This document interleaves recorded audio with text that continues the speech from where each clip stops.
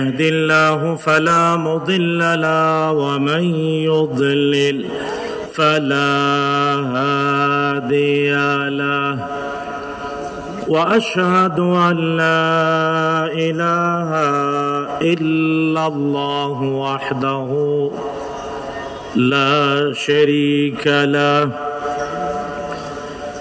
وأشهد أن محمدًا عبد الله ورسوله الذي أرسله بالحق بشيرا ونذيرا وداعيا إلى الله بإذنه وسراجا منيرا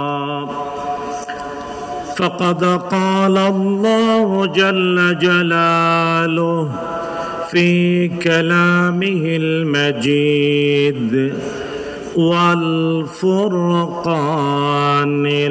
الحميد أعوذ بالله من الشيطان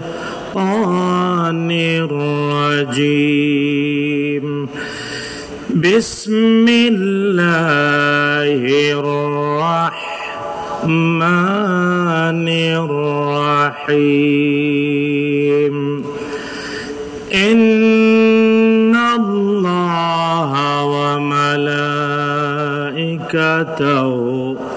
يصلون على النبي يا أيها الذين آمنوا صلوا عليه وسلموا تسليما সবাই মিলে নামাজে যে দুরূদ পড়ি দুরূদ পড়ব পড়ুন গলা ছেড়ে দিয়ে আল্লাহুম্মা সাল্লি আলা মুহাম্মাদিন ওয়া আলা আলি মুহাম্মাদ কামা সাল্লাইতা আলা ইব্রাহিম ওয়া আলা আলি ইব্রাহিম إنك حميد مجيد اللهم بارك على محمد وعلى آل محمد كما باركت على إبراهيم وعلى آل إبراهيم إنك حميد مجيد أما بعد আঞ্জুমানে খিদমতে কোরআন সিলেট আমি বিশ্বাস করি আল্লাহ সুবহানাহু ওয়া তাআলার কাছে মকবুল একটি সংগঠন। আমি আমার শৈশব থেকে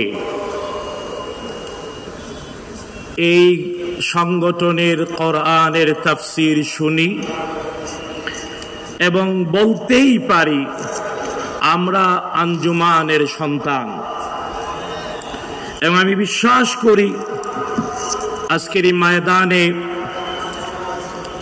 যারাই শুনছেন এমনকি আধুনিক প্রযুক্তির কল্যাণে পৃথিবীর দিক দিগন্তে বসে যারা এই কোরআনের মাহফিল শুনছেন তারা অনেকেই আমার মতো আঞ্জুমানের উত্তরাধিকারী আমি দাবি করতে পারি। আল্লাহ তাআলা এই মকবুল প্রতিষ্ঠানকে দিয়ে এই জাতির অনেক কল্যাণ নিয়েছেন। রব্বুল আলামিন অনন্তকাল পর্যন্ত এই প্রতিষ্ঠানের খেদমত অব্যাহত রাখুন, আমরা বলি আল্লাহুম্মা আমিন। বন্ধুগণ, আঞ্জুমানে খেদমতে কোরআনের নাম আসলেই আল্লাহ তাআলার কাছে চলে যাওয়া কিছু মানুষদের স্মৃতি আমাদেরকে তাড়িত করে। আমরা বিশ্বাস করি রব্বুল আলামিন তাদেরকে কবুল করেছেন, আর তাই আঞ্জুমানে খেদমতে কোরআনের এই প্রতিষ্ঠানকেও আল্লাহ তাআলা কবুল করেছেন। আমরা দিদি দোয়া করতে চাই, এখন যারা আঞ্জুমানে খেদমতে কোরআনের মান্যবর সভাপতি, বিভিন্ন পর্যায়ের দায়িত্বশীল, যাদের শ্রম মেধা ত্যাগে দীর্ঘ 12 বছর বা 1 যুগ পরে আবার কোরআনের বাগান বসেছে, আল্লাহ তাআলা তাদেরকেও কবুল করুন, আমাদেরকেও তাদের সাথে কবুল করুন, বলেন আল্লাহুম্মা আমিন। বন্ধুগণ, 3 দিনের মাহফিলের আজকের দ্বিতীয় দিবস। গতদিন অনেক ওলামারা আপনাদের সামনে কথা বলেছেন, আজও বলেছেন, আরো বলবেন, আগামীকালও কোরআন আল কারীমের কথা আপনারা শুনবেন। রব্বুল আলামিন কোরআনের আয়োজন আমাদের উভয় জগতে হাসানা এর জরিয়া বলে কবুল করুন, বলেন আল্লাহুম্মা আমিন। বন্ধুগণ, আমি ভূমিকা লম্বা করব না, তবে বলতেই হয়, আল্লাহ রাব্বুল আলামিন কোরআন আল কারীমে বলেছেন, তিলকাল আইয়ামু নুদাবিলুহা বাইনান নাস। আল্লাহ তাআলা রাব্বুল আলামিন জয় আর পরাজয়ের দিনকে আবর্তন ঘটান। হ্যাঁ, রব্বুল আলামিন আমাদের হাতে আবার জয় দিয়েছেন, পরাজয়ের গ্লানি থেকে মুক্ত হওয়ার সুযোগ করে দিয়েছেন, যে আল্লাহ তাআলা আমরা সবাই মিলে তার প্রশংসা করি, বলেন আলহামদুলিল্লাহ। জোরে বলুন রব্বানা লাকাল হামদ হামদান কাসীরান তাইয়িবান মুবারাকান ফীহি। বন্ধুগণ, আল্লাহ সুবহানাহু ওয়া তাআলার প্রশংসা যে রব্বুল আলামিন কোরআনের বাগানে আবার আমাদেরকে একত্রিত করেছেন। তবে ভুললে চলবে না, সিলেট শাহজালালের উত্তরাধিকার, শাহজালালের মিরাস।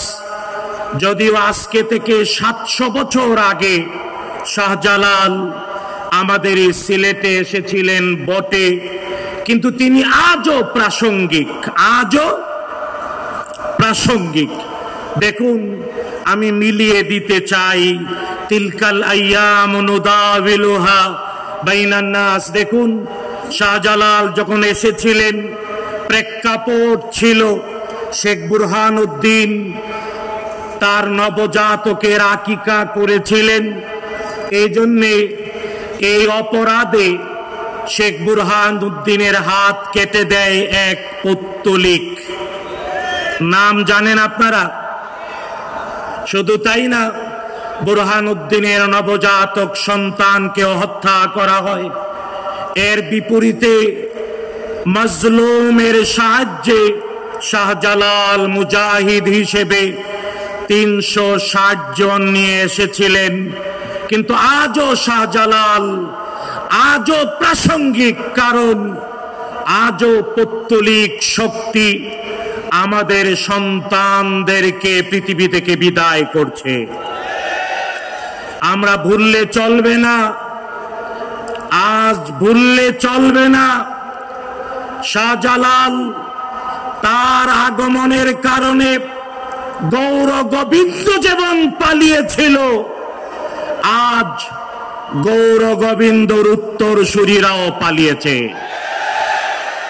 শুধু তাই না, ভুললে চলবে না, ইখতিয়ার উদ্দিন মুহাম্মদ বিন বখতিয়ার খিলজি এসেছিলেন, আর লক্ষণ সেল পালিয়ে গিয়েছিল। বন্ধুগণ, ইতিহাস সাক্ষী, লক্ষণ সেনরা আর ফিরে আসতে বন্ধুগণ, তাই আজও আমাদেরকে শাহজালাল হয়ে বেড়ে উঠতে হবে। রাজি আছেন জনতা? কে কে শাহজালাল হয়ে মার্দে মুজাহিদ হতে পারবেন?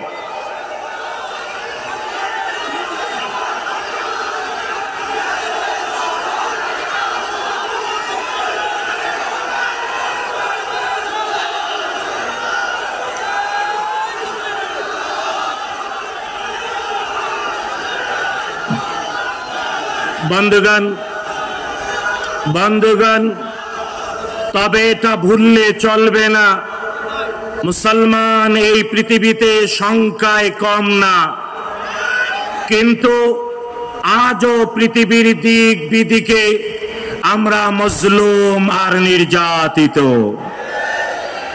বন্ধুগণ, কেন আজ আমরা নির্যাতিত? যদি প্রশ্ন করি, নিজেদেরকে অনেক উত্তর হয়তো পাবেন। তবে হ্যাঁ, বিগত শতাব্দীতে পৃথিবীর অন্যতম শ্রেষ্ঠ একজন আলেম, যাকে মিশরের আল আজহার বিশ্ববিদ্যালয়ের আমাদের শিক্ষকরা বলতেন আয়াতুম মিন আয়াতিল্লাহি ফিল আরদ, এই পৃথিবীতে আল্লাহর নিদর্শনগুলোর একটা, যিনি তার 27 বছর বয়সে এক বই লিখে মুসলিম বিশ্বের নোবেল পেয়েছিলেন। বইটার নাম ছিল মাযা খাসিরাল আলাম বিইনহিতাতিল মুসলিমিন, মুসলমানদের ধ্বংসের কারণে বিশ্ব কি হারালো। নাম শুনছেন এই বইয়ের? আমি সিলেটের প্রত্যেকটি শাহজালালের উত্তরাধিকারীর কাছে আবেদন করি, এই বইটা পড়তে হবে। পড়বেন? বই পড়বেন? মুসলমানদের ধ্বংসের কারণে বিশ্ব কি হারালো। পৃথিবী আজও উন্মুখ হয়ে আছে। আপনারা যদি শাহজালাল হয়ে ওঠেন, আমরা যদি শাহপরাণ শাহজালাল হয়ে সত্যি বেড়ে উঠতে পারি, পৃথিবী কতটা উপকৃত হবে। পৃথিবী অপেক্ষায় আছে। পৃথিবী কি হারিয়েছে তা ফিরে পেতে চায় না। আপনারা দিতে রাজি আছেন? প্রস্তুত আছেন?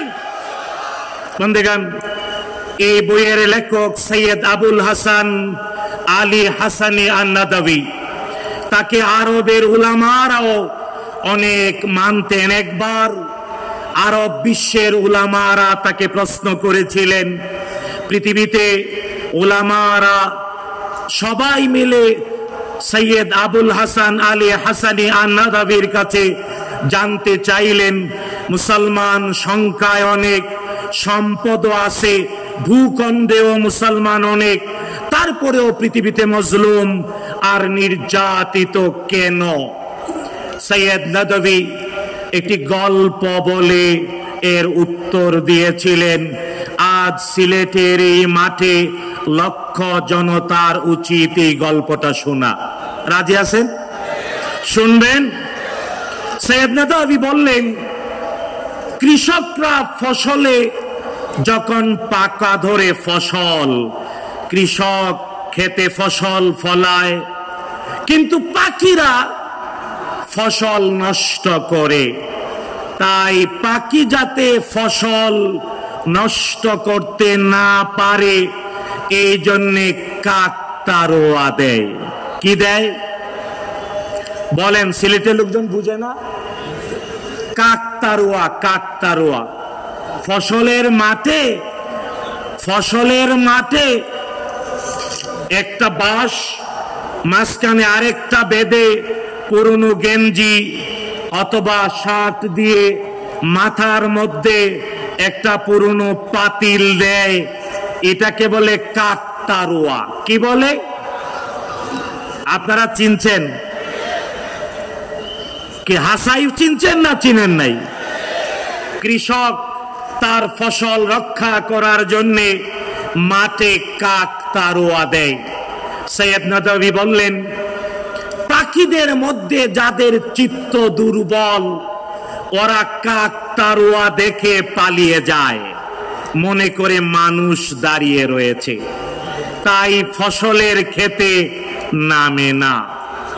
কিন্তু হ্যাঁ, একটা পাখি আছে যেটা কাক না, বরং কাকের মতো লম্বা লেজওয়ালা। সিলেটে কি নাম কয়?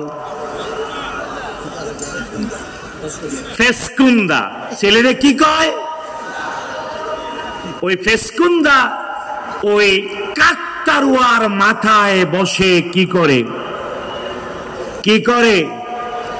কাকও সাহস করে না, কাকতারুয়া সাহস করে। সে এই দেখতে মানুষের আকৃতি কাকতারুয়া, যেহেতু কাটা মোটা মানুষের প্রাণ নাই, তাই কাকতারুয়া ওর মাথায় বসে পায়খানা করে। বুঝতে পারছেন? সৈয়দ নদভী বললেন, যদি সত্যি পাকা ফসলের ক্ষেতের কাছে কাকতারুয়া না রেখে মৃত্যু পথযাত্রী সখরাত শুরু হয়ে গেছে এমন একটা মানুষ, অথবা নবজাতক মাত্র জন্ম নিয়েছে এমন নবজাতককেও ফসলের ক্ষেতে পাহারায় রাখা হয়, কাকতারুয়া তো দূরের কথা, ওর 14 পুরুষ মিলেও ওই প্রাণ আছে, সখরাত ওই মানুষটার কাছে অথবা নবজাতক তার কাছে আসার সাহস পাবে। কিন্তু ওই কাকতারুয়ার মাথায় বসে পায়খানা করে, কারণ ওর আকৃতি আছে, দেহ আছে, প্রাণ নাই। আমি কি বুঝাতে পেরেছি বন্ধুগণ? তাই আজ সারা পৃথিবীতে মুসলমান নির্যাতিত এর কারণ আমাদের কাঠামো আছে, আল কেল্লা আছে, পাঞ্জাবি আছে, টুপি দাড়ি আছে, অনেক ক্ষেত্রেই সত্যিকারের প্রাণ। কিন্তু হ্যাঁ, এই তাফসীরের মাহফিল আমাদের মধ্যে প্রাণের সঞ্চার করে, নতুন করে প্রাণ সঞ্চার করবে, বিশ্বাস আছে না নাই? কার কার বিশ্বাস আছে? আল্লাহ তাআলা কবুল করুন, বলেন আমিন।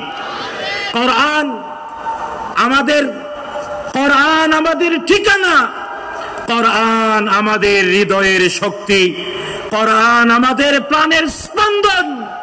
তাই কোরআন শুনলে, কোরআন বুঝলে, কোরআন মানলে মানুষ প্রাণের চেতন ফিরে পায়। তখন বাতিল যত শক্তিশালী হোক, কখনো আমাদের আক্রমণ করার সাহস পাবে। তাই প্রাণ ফিরে পেতে হবে, কেবল দেহ থাকলেই হবে। বন্ধুগণ, এবার যদি আমরা আল কোরআন আল কারীমকে প্রশ্ন করি, ভাই কোরআন বলো, আসছি তোমাকে শোনার জন্যে, বুঝার জন্যে, কেমন করে প্রাণের স্পন্দন ফিরে পাবো। কোরআন বলে, বন্ধু শোনো, তুমি তোমার জীবন কেবল দুনিয়াতেই সীমাবদ্ধ চিন্তা করো না, কারণ তুমি সৃষ্টির সেরা জীব। তোমাকে আল্লাহ তাআলা তৈরি করেছেন এই পৃথিবীতে বটে, তবে দুনিয়ার জীবনের পরেও আরেকটা চিরস্থায়ী চিরন্তন জীবন আছে না নাই? আছে না নাই? হ্যাঁ, তাই এমন প্রাণের স্পন্দন অর্জন করো যা মাটির উপরে যেমন সচল, মাটির নিচেও ওই প্রাণ সজাগ আর সচল থাকবে। চান না? এমন প্রাণ চাই যে প্রাণে দুনিয়ায়ও বেঁচে থাকবো, আর হ্যাঁ, মৃত্যুর পরের জীবনেও ওই প্রাণ আপনার আমার জীবনে হাসানায় সমৃদ্ধ হওয়ার কারণে ওই প্রাণের জীবনটাও হবে সুখময়, সমৃদ্ধ, শান্তিময়, অনন্তের চিরস্থায়ী কল্যাণের। চান না বন্ধুগণ? তাহলে কোরআন বলে, বন্ধু একটা ট্যাবলেট গ্রহণ করো, এর নাম ইসলামকে দিন হিসেবে গ্রহণ করো। ইসলামকে কি হিসেবে বলেন? কি হিসেবে? ইসলামকে দিন হিসেবে যদি গ্রহণ করো, তাইলে তুমি জীবন পাবা এমন, যা দুনিয়াতেও সমৃদ্ধ, আখিরাতেও সমৃদ্ধ। দুনিয়ায় মাটির উপরে যেমন সুখে, মাটির পেটেও সুখে। আল্লাহ তাআলা কোরআন আল কারীমে এই কথাটা অনেক জায়গায় বলেছেন। তবে সবাই পারেন বিদায় হজের দিনে বিশ্বনবী মুহাম্মদুর রাসূলুল্লাহ, জোরে বলেন, সাল্লাল্লাহু আলাইহি ওয়াসাল্লামের উপরে আল্লাহ তাআলা যে সার্টিফিকেট নাজিল করেছেন, আমার সাথে সবাই পড়বেন। রাজি আছেন? তাহলে পড়ুন। আউযু বিল্লাহি মিনাশ শাইতানির রাজীম।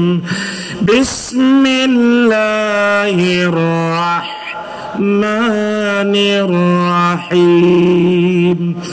আল-ইয়াওমা আকমালতু লাকুম দীনাকুম وأتممت عليكم نعمتي ورضيت لكم الإسلام دينا।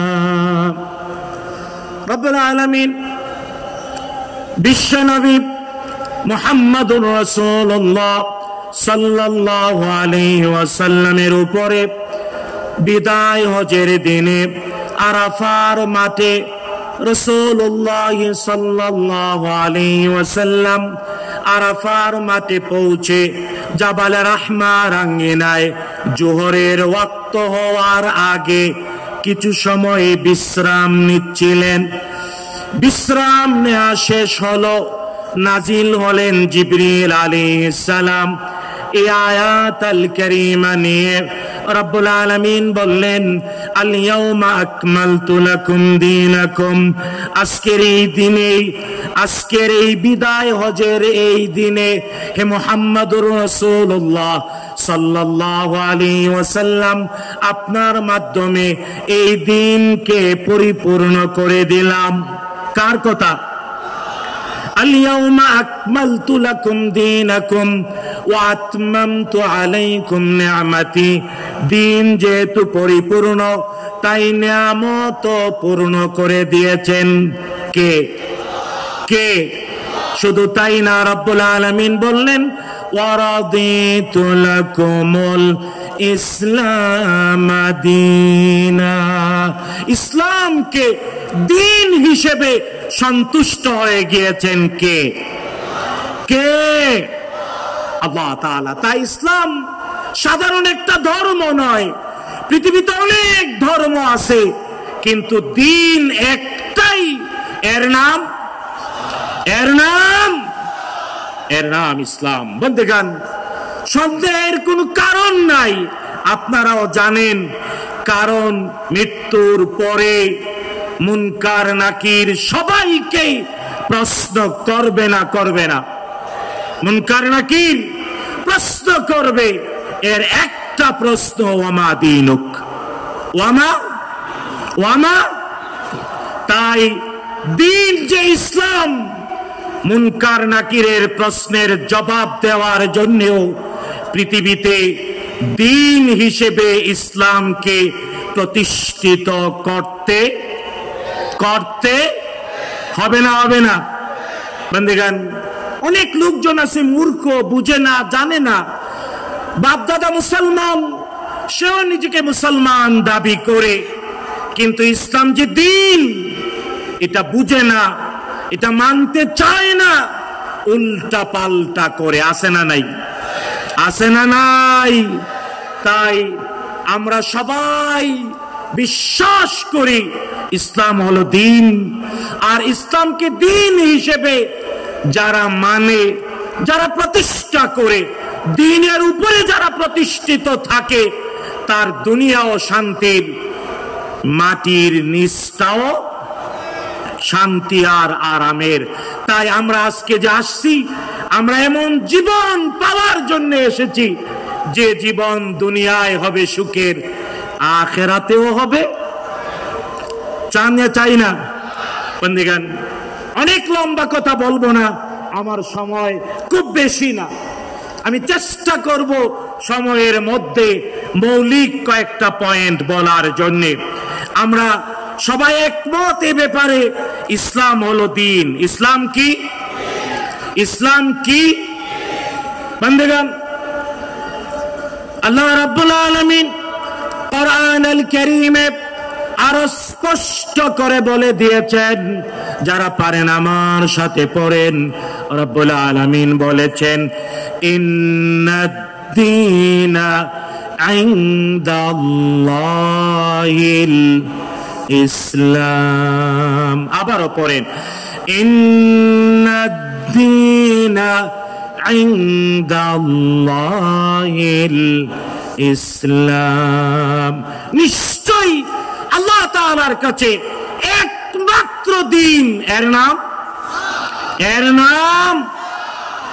শুধু তাই না, রব্বুল আলামিন আরো বলেছেন, ওয়ামান ইয়াবতাগি গায়রাল ইসলামি দীনান ফালাই ইউকবালা মিনহুম। রব্বুল আলামিন সতর্ক করে বলেছেন, যদি কেউ ইসলাম ছাড়া অন্য কিছুকে দিন হিসেবে মানতে চায়, আনতে চায়, দিতে চায়, আছে না নাই? আছে না নাই? আল্লাহ তাআলা সতর্ক করে বলেছেন, ইসলাম ছাড়া আর কোনো কিছুই দিন হবে না। ইসলাম ছাড়া অন্য কিছুকে যদি কেউ দিন হিসেবে মানতে চায়, দিতে চায়, আনতে চায়, ফালাই ইউকবালা মিন, কশিন কালেও কখনো তা হবে না, হতে পারে না, কবুল করবেন না। কে? সুতরাং ইসলাম একমাত্র দিন। কিন্তু হ্যাঁ, ইসলামকে দিন হিসেবে পাওয়ার জন্যে, প্রতিষ্ঠার জন্যে, মানার জন্যে, সবার কাছে প্রাণের স্পন্দন হিসেবে নিজেরা কাকতারুয়া না হয়ে সত্যিকারের দেহে, সত্যিকারের প্রাণ সহ উভয় জগতে সুখী, সমৃদ্ধ, হাসানায় পরিপূর্ণ জীবন পাওয়ার জন্যে মাত্র 5টি কথা আমি বলবো। কয়টি কথা? শুনবেন ইনশাআল্লাহ, মানবেন ইনশাআল্লাহ, প্রচার করবেন ইনশাআল্লাহ। আল্লাহ তাআলা সবাইকে বুঝার, মানার, অন্যের কাছে পৌঁছে দেওয়ার তৌফিক দিন। বলুন আমিন। আরো জোরে বলুন আমিন। বন্ধুগণ, 1 নাম্বার, ইসলাম যে দিন আল ইসলাম, এটা বলতে কোনো অত্যুক্তি নাই যে আজ পৃথিবীতে ইসলামের শত্রু অগণিত, অসংখ্য, ডানে বামে, সামনে পিছনে, চতুর্দিকে। শুধু তাই না, এই পৃথিবীতে ইসলামেরই শত্রু সব একত্রিত। আল কুফরু মিল্লাতুন ওয়াহিদা। শুধু তাই না, ইসলাম যাতে দিন হিসেবে প্রতিষ্ঠিত না হতে পারে, এই জন্যও ইসলামের শত্রুরা 5টি জিনিস করে।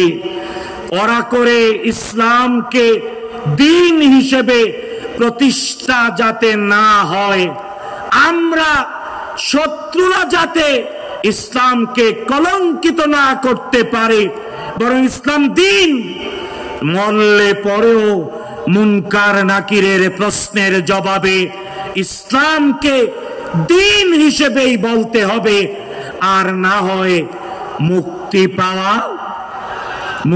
পাওয়া যাবে না।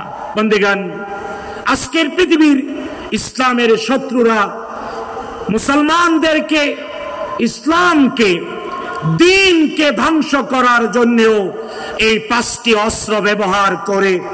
তারা করে নেগেটিভ, আমরা করব পজিটিভ। রাজি আছেন?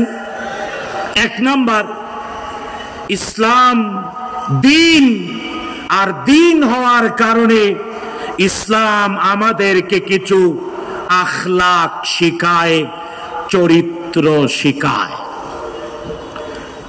আমি কি বুঝাতে পেরেছি?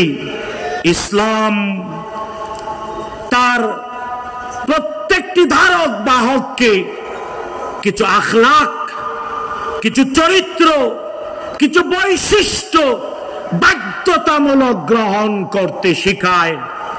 আর এই আখলাক, এই চরিত্র ইসলামের প্রথম সৌন্দর্য। কারণ শাহজালাল, শাহপরাণ তথা পৃথিবীর দিক দিগন্তে ইসলাম তরবারি দিয়ে প্রচার হয় নাই, ইসলাম প্রচার হয়েছে চরিত্র আর আখলাক দিয়ে। ঠিক না বেটি? বন্ধুগণ, আমাদের পার্শ্ববর্তী বিশাল একটা দেশ, ইতিহাস বলে এই দক্ষিণ এশিয়ায় প্রায় 700 বছর মুসলমান রাজত্ব করেছে। ঠিক না বেটি? যদি তরবারি আঘাত দিয়ে, লাঠির শাসন দিয়ে, আয়না ঘর দিয়ে, আর বিচারের নামে জুডিশিয়াল কিলিং দিয়ে শাসন চলতো, তাহলে ভারতবর্ষে অন্য কোন ধর্মের অস্তিত্ব থাকতো? ঠিক না বেঠিক? কিন্তু আমরা দেখতে পাই মুসলমান প্রয়োজনে শাসন করেছে বটে, কারণ দুষ্টকে দমন করতে হয় না। তবে হ্যাঁ, ইসলাম ভালোবাসা দেয়, সৌহার্দ্য দেয়, সম্প্রীতি দেয়। এই জন্যে ইসলাম, আমরা আমাদের যে হাবিব মুহাম্মদুর রাসূলুল্লাহ, জুড়ে বলে সাল্লাল্লাহু আলাইহি ওয়াসাল্লাম, আল্লাহ তাআলা তার হাবিবকে যখন পরিচয় করালেন, রব্বুল আলামিন তার হাবিবকে পুলিশ বলে পরিচয় করান নাই। বুঝছেন তো? কারণ বিগত 15-16 বছরে বাংলাদেশের মানুষ হারে হারে টের পেয়েছে পুলিশ কত প্রকার কি কি।